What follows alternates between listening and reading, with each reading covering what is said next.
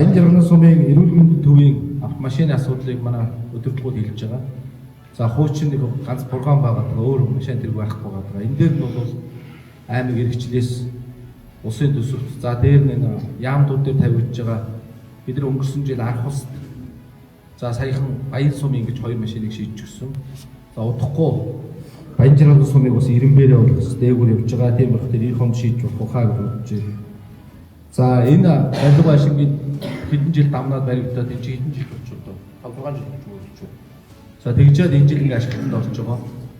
За үлдсэн мөнгө оны төсөвтөр 500 гаруй сая төгрөг тавигдаад энэ барилгын асуудал бүгдийг чинь дуусж байгаа. За сум өөрөө бас нэлээдгүй төсөв бүрдүүлдэг болсон. Жил эрүүл мэндийн төвөө барья гэсэн ийм төлөвлөгөөтэй ажиллаж байгаа юм байна. Тэр бол хамгийн гол нь энэ тулгамж байгаа асуудал бол энийг шийдэх зөв баха. За зөрүү мөнгө гарах тэрийг бас аймаг орон нутгад дээр улсын төсвийн хөрөнгө оруулалтаар шийдэж явах ийм боломжтой гэдгийг хэлье.